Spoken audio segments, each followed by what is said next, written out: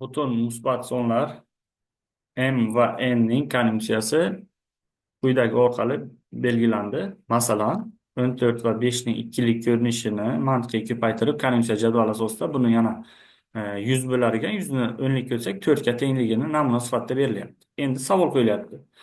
Qanday eng kichik musbat butun a soni uchun quyidagi mantiqiy ifoda rost qiymatga ega bo'ladi? Ya'ni x ning har qanday musbat butun qiymati uchun 1 ga teng bo'ladi. Ya'ni mana bu yerda a berilgan bizga a ni joyiga qaysi sonni qo'ysak, x ni joyiga xohlagan noldan katta butun musbat son qo'yilganda doim bu rost qiymatga ega bo'lishi kerak. Endi bunday tipdagi masalalarni bajarishda bir nechta variantlari bor. Masalan, bunda o'tish mumkin. Har bitta qavsni tekshirib ko'rib, keyin bularning dezyunsiyasi, implikatsiyasini hisoblab ham tekshirib topish mumkin. Yoki eng oson usuldan ko'rib o'tamiz. Ya'ni eng oson usul qanday? Doim odatda mana bu bitta xat qavsda bo'ladi va mana bu birinchi qavsdagi 42 sonini ikkilik ko'rinishga o'tib olamiz. Ya'ni berilgan mana shu 42 soni o'nlikda turibdi hozir. Mana shu o'nlikdan ikkilikka o'tamiz. Ya'ni buni yozish mumkin. Buni yozish mumkin. 32 2 ning 5-si 2 ning kubi 8 40 bo'ldi va 2 ning birinchisi 42. 5-chi daraja bor, bizda 4 yo'q, 3 bor, 2 yo'q, 1 bor, 0 yo'q. Mana o'tib oldik. Endi mana shu yerda buni razryadlab chiqadigan bo'lsak, demak bizga hozir mana bu 0-chi, 1-chi, 2-chi, 3-chi, 4-chi, 5-chi razryad bo'ldi va 5-chi razryadda 1 turibdi, 3-chi razryadda 1 turibdi, 1-chi razryadda 1 turibdi. Demak, mana shularning o'rniga 0 qo'yib chiqamiz. Doim shunday bir qatnashganlarning o'rniga 0 qo'yib olamiz va shu yerda ishni hozircha to'xtatib, mana 39 dan davom ettiramiz.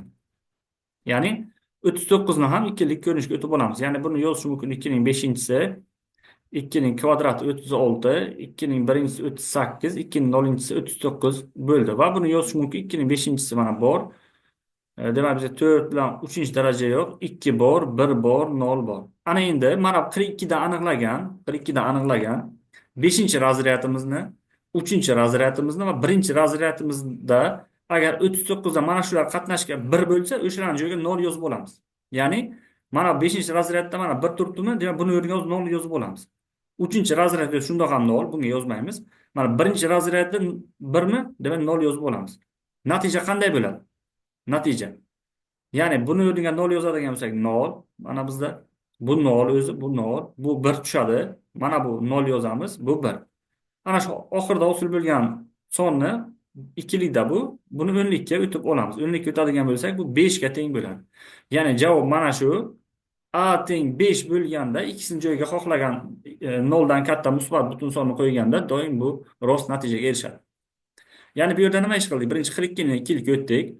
Bir qatnashgan joylarga 0 ni belgilab oldik va 39 ni ham ikkilikka o'tib 42 ni aynan o'sha razryadlarda bir qatnashganlarni o'rniga 0 qo'yib qaytib yozib oldik. Mana shu ishni bajardik va o'nlikka o'tganda 5 ga teng bo'ldi.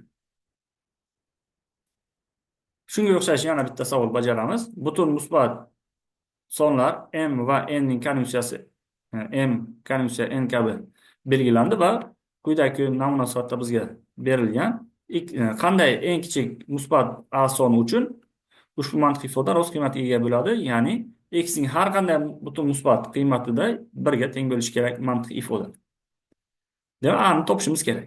Buning uchun birinchi mana shu 17 sonini ikkilik ko'rinishga o'tib olamiz. Ya'ni buni yozish mumkin. 16 plus 1 deb yozsak bo'ladi. 4-chi daraja bor, 3, 2, 1 yo'q, 0-chi daraja bor. Birinchi ishimiz mana shu 17 da qatnashgan birlarni o'rniga 0 yozib olamiz. Ya'ni qaysi razryadlar? 0-chi razryad va 4-chi razryadlarda bizda 0 qo'yamiz agar mana bu 25 da aynan shu 0-chi va 4-chi razryadlar 1 bo'lsa. Buning uchun 25 ni ham o'tib olamiz. 25 ni ham o'tadigan bo'lsak 16, 8, 24 va 25 mi?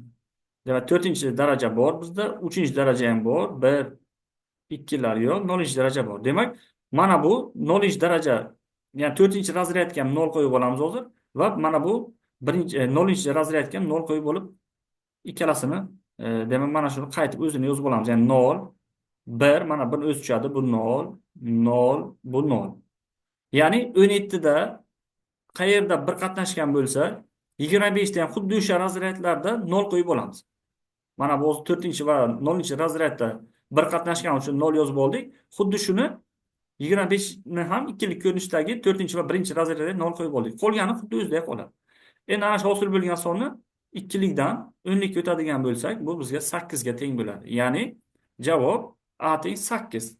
A teng 8 bo'lganda x'ning joyiga ixtiyoriy butun musbat sonni qo'yganda mantiqiy ifoda rost qiymatga erishadi. Demak, ishlanish usuli ana shunday ko'rinishda bo'ladi. 17 ni ikkilik ko'rinishga o'tib, birlarni o'rniga 0 qo'yib oldik. 25 ni ham ikkilik o'tib, xuddi o'sha 17 dagi demak, razryadlarda 1 bo'lsa, ularni o'rniga 0 qo'yib, qolgan 25 ni birlarni o'zini yozib olib, demak, o'nlikka o'tishimiz kerak bo'ladi.